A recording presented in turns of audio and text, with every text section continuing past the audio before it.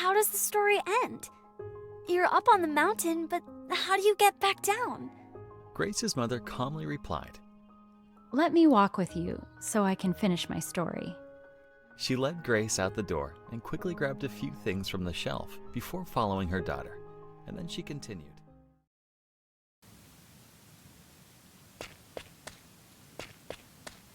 With my strength restored, I knew it was time to complete my journey and walk down the other side of the mountain. but night was falling fast and I couldn't see my way. The sun was setting beautifully upon the horizon.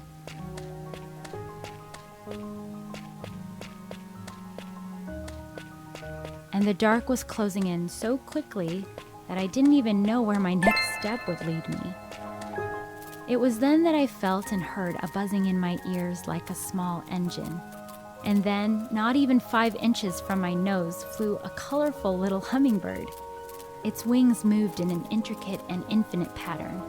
The sun was setting right behind the hummingbird, and as though capturing the light from the dying sun, its belly began to glow. Lit up like a blazing torch, the hummingbird raised its beak, signaling me to follow.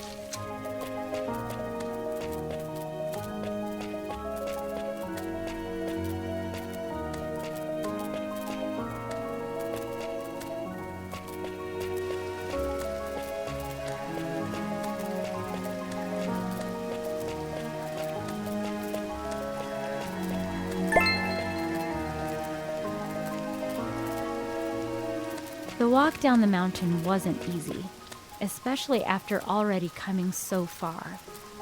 But every time I felt as if I couldn't take another step, the hummingbird's belly would shine brighter, leading me forward.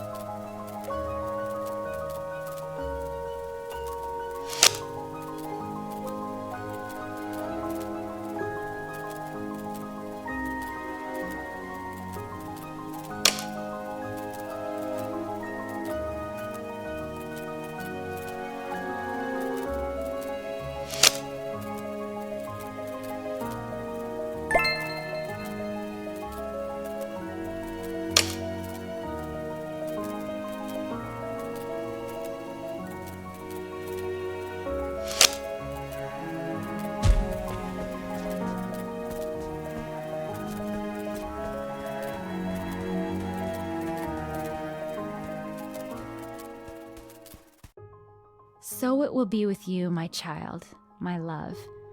You will see the sun setting and come to the place where you feel you cannot take another step in your own strength.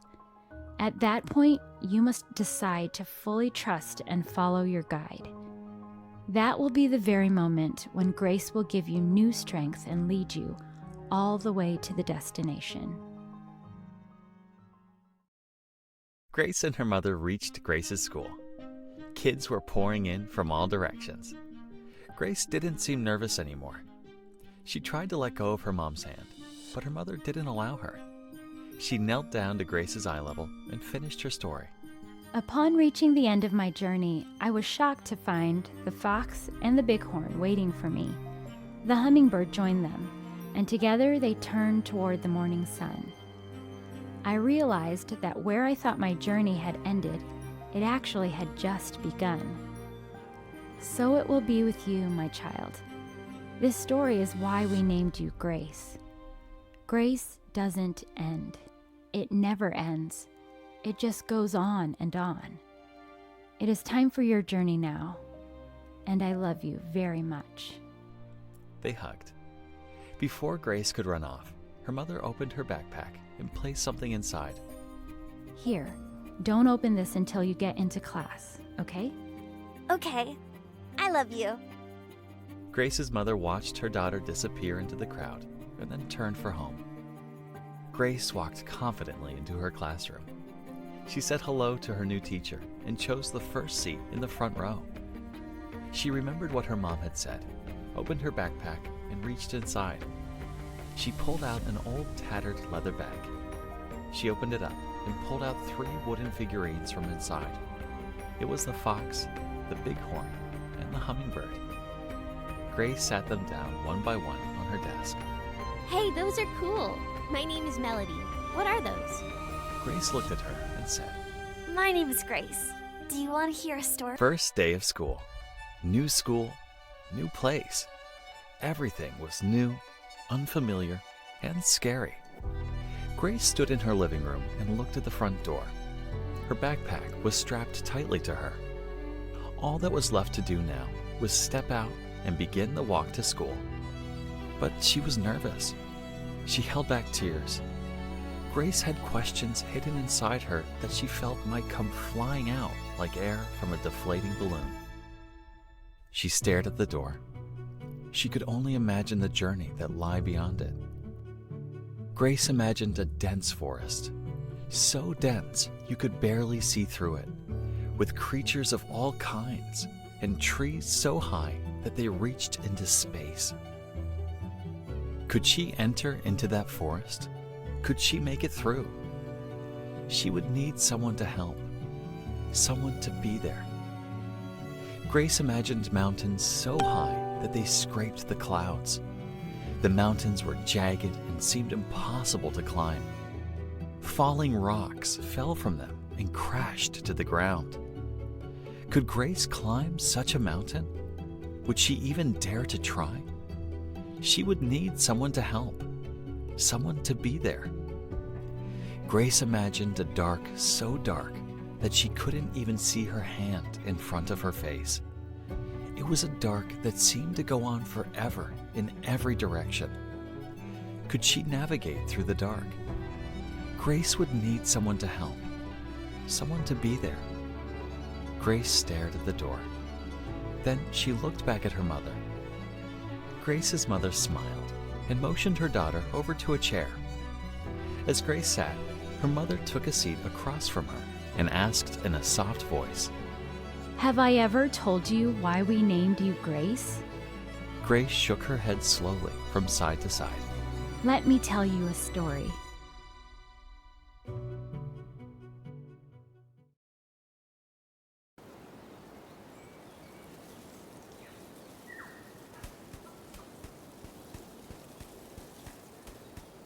A long time ago, I stood at that same door. After talking with my mother, your grandma, I opened the door and started walking. I had no idea where to go, and the forest before me looked dense enough to swallow me up.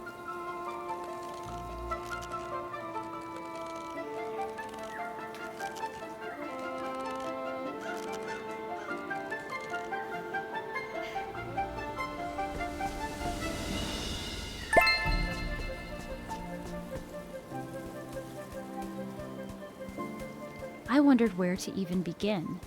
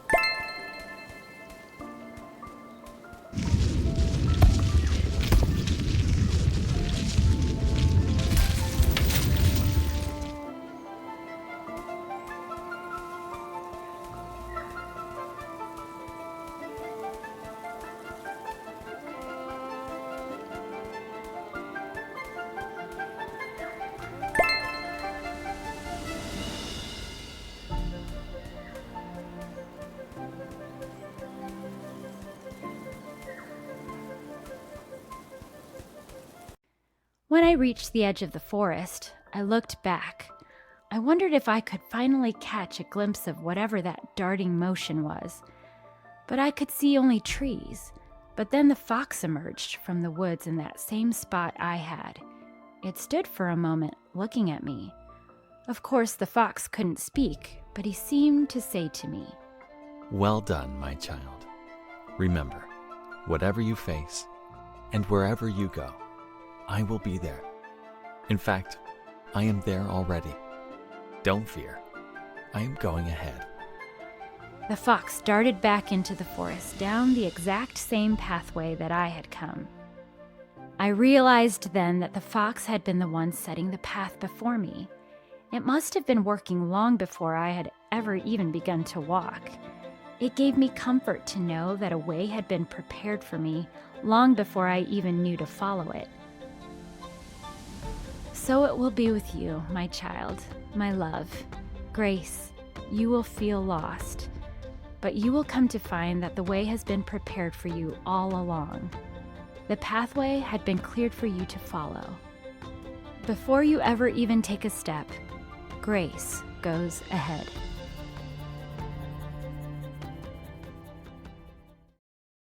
Grace looked down at her shoes and then back into her mom's face with a crinkled brow.